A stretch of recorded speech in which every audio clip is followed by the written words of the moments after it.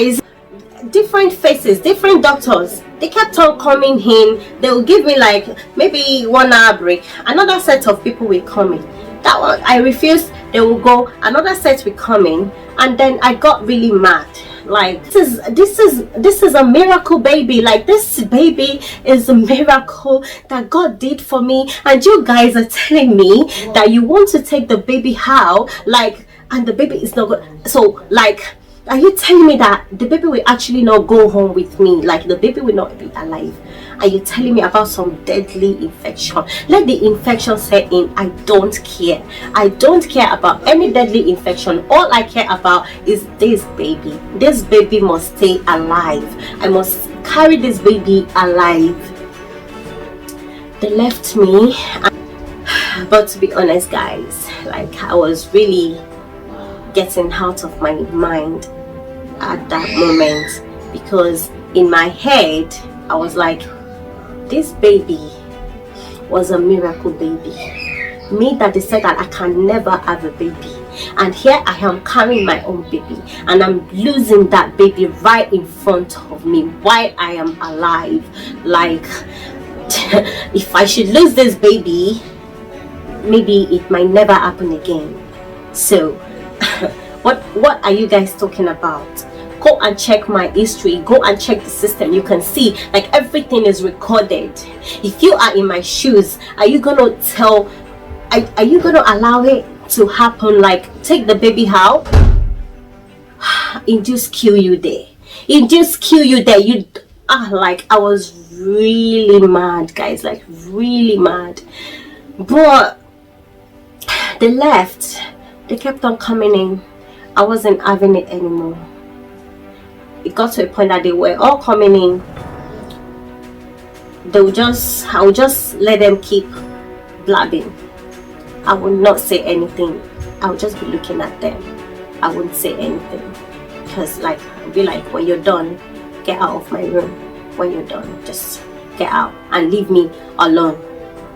So yeah, guys, so to, you know, cut the long story short, I was there. My mother-in-law was with me. We were just searching, googling, and we googled some things up, like, if I you know, keep drinking like a lot of water, the sac will refill. Guys, I drank like a whole drum of water, like nothing refilled. Nothing refilled. I just kept on, as I was drinking the water, I kept on losing the water. So that was just it, guys. Like, anyway, 5 days after, they didn't let me go home. So they were like, they're not gonna let me go home. They just kept on checking the baby. I could still hear the heartbeat very good. It wasn't dropping. Nothing was wrong with the baby. The baby was fine. They kept on checking, scanning, blood pressure, blah blah blah, all of that. And yeah, so the 5th day after, I started shivering, throwing up, unwell. The midwives, they came in and they were like, God, this is the infection they were talking about. This is very deadly, and they have to just induce me and take the baby out, because the baby is not going to survive anyway. Even if they didn't induce me to get the baby out, there is no, the fluid is what makes the baby grow, and the baby lungs wasn't well developed yet, and is the fluid that makes their lungs develop. So even at the end of the day, if the baby survive this, the baby will be disabled and stuff. And I mean, like, and of course I've got this infection now. If they did not get rid of the baby, I'm not gonna the baby will not make it, and my life as well is at stake. So they have to just induce me. Still, I refused. I just said to them, okay, you can just give me antibiotics to take for, is it not infection? You guys can treat me without doing anything to the baby. They just said, okay, we'll give you antibiotics, but it's gonna be drip, right? It's gonna be drip. I said, okay, that's fine. So They fixed the drip. They couldn't get my vein. They called all the specialists, phlebotomy special. They couldn't get my vein. Then they had to get a scan to start scanning through all my hands to see where my veins are, and they were able to finally get a vein through. While they are looking at the scan, they were just tracing the needle through my veins to get the vein. So anyway, they got the veins, they passed the drip, but before they pass on the drip, I can see them injecting something inside the drip. But they told me, oh, that's the antibiotics. Because I said, so what's that you're putting inside the drip? What's that? So they said, oh, that no, it's the antibiotics. Because they were backing me and injecting, but I could see everything. So I was like, okay, so what's that? They said, no, is the antibiotics. So I said, okay. But guys, up to today, I still think about that, and it's still ringing in my head, because I'm not very confused that thing they inject wasn't to induce the labor, because immediately they passed on the drip on me, I started having contraction and I started bleeding down below. So I was just bleeding and I started having terrible contraction, a very terrible one. I still add on to, and these people were still telling me, let us induce you, let us induce you. I was like, induce me what? Like, I'm losing blood already. Like, I mean, they checked the baby heartbeat was still okay. I'm like, what do you mean? Just leave me alone.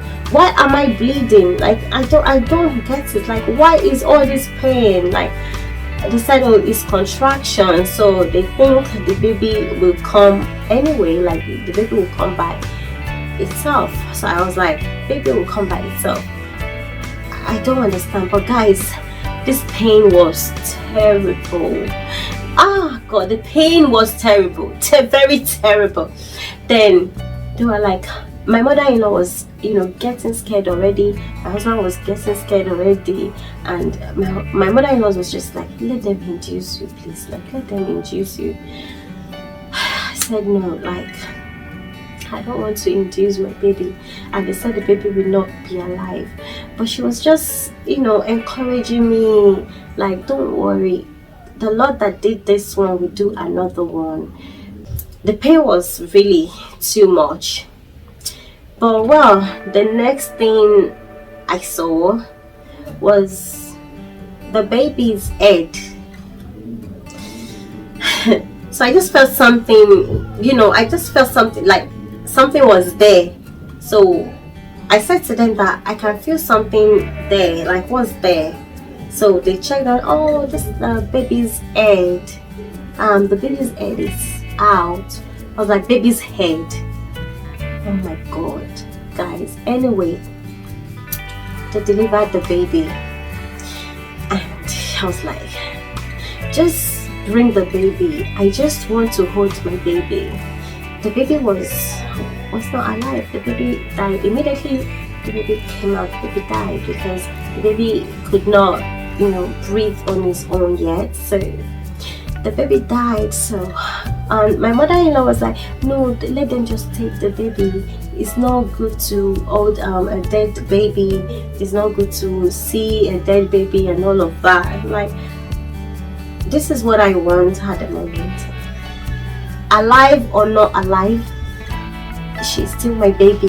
Like, she's still my beautiful angel. I just want to hold him and take my picture with the baby.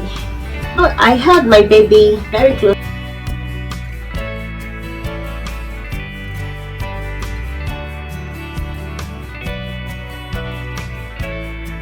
to my heart, and my mother-in-law took the picture with my phone, and yeah, they took the baby away. All night I couldn't sleep. I was just crying so hard. I was in the bay with other moms. They were carrying their baby. They gave birth already, and they, I can hear babies cry, other babies cry, all of that. people coming in to visit them, wishing them congratulations, all of that. But where is my home baby? I couldn't even hear the cry of my home baby. I was crying. I felt like I should just kill myself. One of the midwife came to the room at that midnight, and trying to calm me down, and she was like, what can she do to make me feel better? So I was like, okay, like nothing, because they already throw my baby away. I know they've thrown the baby away because the baby is not alive. So they were like, no, that they don't throw babies away. They are human as well, so they don't do that. So what they do is, like, they've cleaned the baby's body, they've washed the baby, they've given the baby the normal treatment they will give babies that are alive. They've done that for the baby. The baby is well dressed, and the baby is in a fridge that they keep dead babies. So I said, are you serious? So, like, can I see the baby? I can see my baby, right? She was like, yeah, of course, but she will have to take permission from the nurse in charge, or call the doctors to be sure she can do that for me. So she left, and yeah, I think they granted the request, and she came with my baby, well dressed. Like, they dressed the baby nicely in a pink sleep suit and in a pink blanket. Everything was just like tiny, like in a pink blanket. They wrapped the baby like a newborn, you get what I mean, like, and in a Moses basket. Like, actually have like this small portable Moses basket that they nicely wrapped the baby and put the baby in, and they even wore the baby diaper. Like, they really dressed the baby, the very tiny diaper like that. And I just looked at the baby, like, I was like, wow. So they didn't show, so like how they dressed my baby, like how they looked after the baby, even though the baby wasn't alive. Like, but the way they presented the baby, the way they looked after the dead baby, like, I was so amazed. So I carried the baby, I checked the bum, I checked everything, I checked the fingers, everything was complete. I checked his our toes, checked everything was complete. I just held the baby so close to me, and guys, I felt so good actually. The baby wasn't alive, but I just felt like, yeah, I was holding my baby as well, even though the baby couldn't say anything. But yeah, I felt relieved, and I slept all through with the baby. And fast forward to the morning, my husband came, because they didn't let him stay over, because it's a day, other women were there, so they didn't allow anyone to stay over with me. So he came in, and he was the one that woke me up. He was so mad that he had to yell at the nurses that why would they do this? Like, why would they give me a dead baby all night to sleep with? Like, why? Like, why are they doing that? But I said, I requested for the baby. Is there any problem? Like, this is what will make me happy. Like, I want the baby. He was so angry. He just got the baby for me, and he gave the baby back to the midwives. And they just had to tell him that, well, they just have to do whatever the patient requests.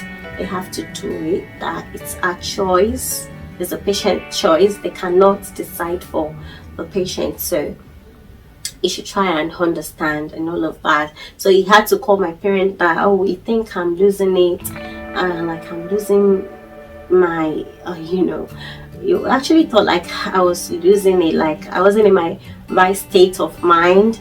And he told them all of that. They were scared at home. They called me tried to, you know, talk me through everything and all of that, guys. Anyway, so I was still there in the hospital 2 days. I couldn't get up because my belly was swollen. My belly was really big, really big and tough, like tough. If you touch it, you know that you are touching stone. Like, it was really tough. I was in pain again, like so much pain. I couldn't get up from the bed. I couldn't move, like I could not move and hinge. And then they had to get like one specialist like that. She was actually on annual leave, but they had to call her to come. Like, so she came. Immediately she came, she pressed my belly and she was like, no, emergency theater. Thank God they discovered this on time, because this is deadly. Like, I still have retained a lot of retained placenta, and it's really deadly. Like, that's a terrible infection, like very deadly. They have to, like, not even in 1 hour's time, they cannot delay this for 1 hour. They just, like, immediately she make the call, blah blah blah, set up the theater, like it's very urgent, cancel everyone on the waiting to do operation. This is very, like, urgent. Wow. Like, guys, they rushed me to the theater. My mother-in-law, she went with me to the theater. May her soul rest in peace.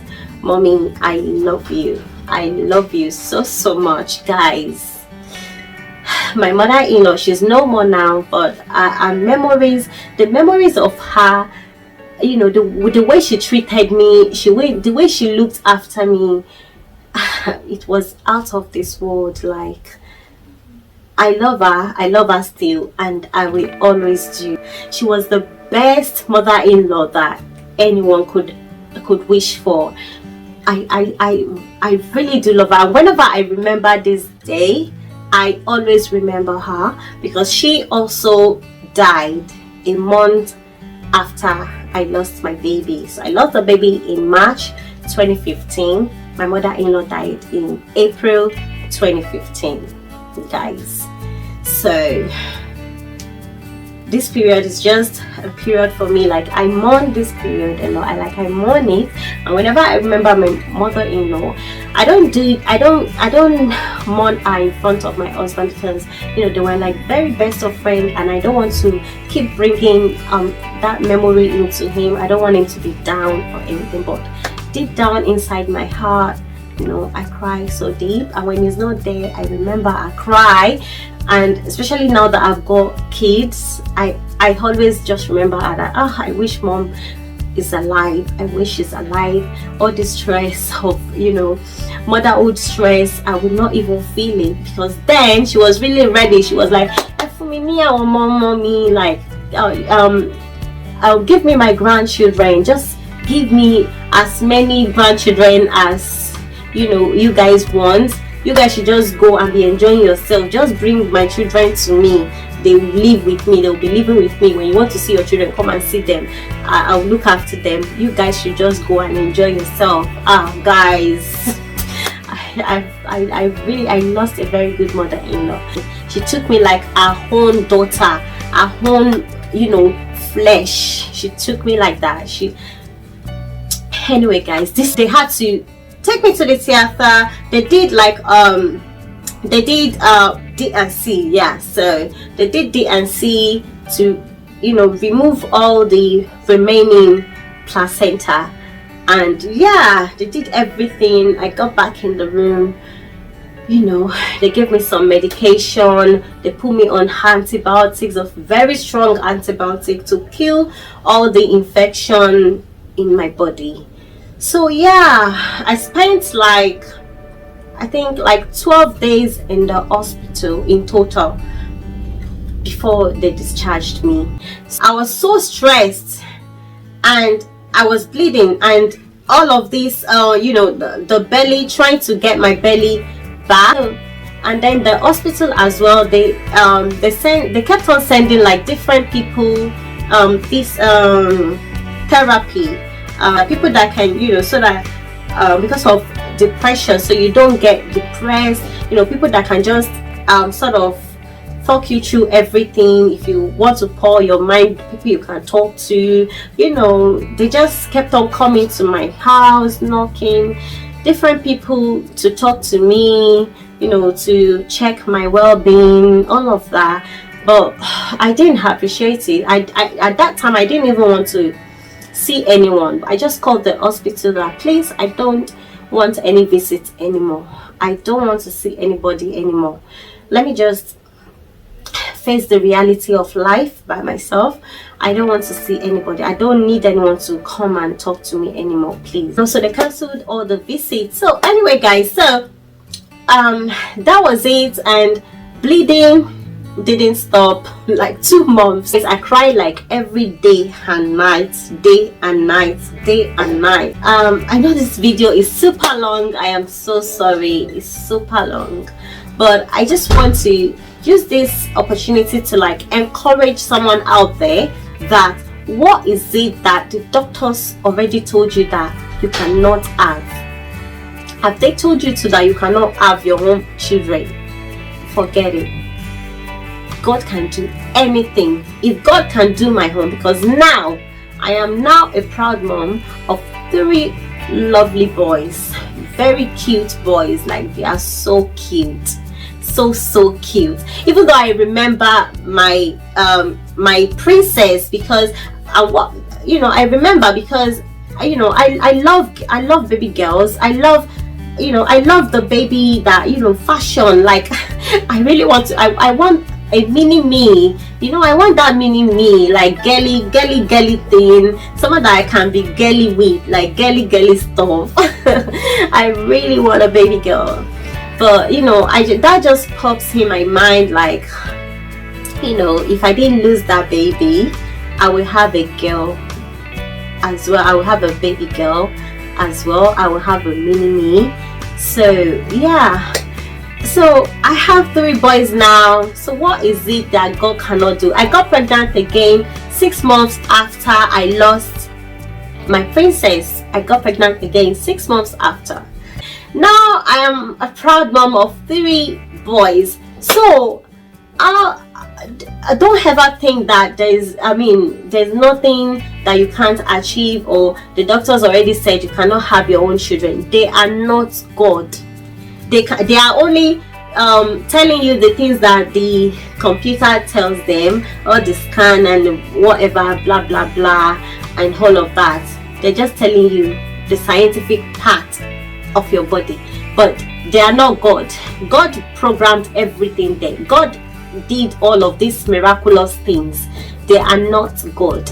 So just be prayerful and just be positive and believe that there is nothing that God cannot do. You can have your own babies too. And if you are someone that has been through this stillbirth before, like you've lost your baby, your pregnancy, I know it's a very hard process, but trust me, the Lord that did that for you, we did like multiple folds for you, in Jesus' name. So as the Lord has provided me with my home 3 lovely boys, the Lord will do the same thing for you as well, like even more, like triplets upon triplets for you, in Jesus' name. So yeah, so I hope my story encourage you. I hope I'm able to encourage someone out there. And yeah, so if you love my video, please give it a very big thumbs up, and please do not forget to click on that subscribe button. That subscribe button is very important. Is important. And leaving your comments down below is importanter. So please like, subscribe, comment and share, and I'll see you guys in my next video. Love ya. What do you think about my makeup, guys? I feel like my face is popping, everything on fleek. I'm gonna show you my full outfit.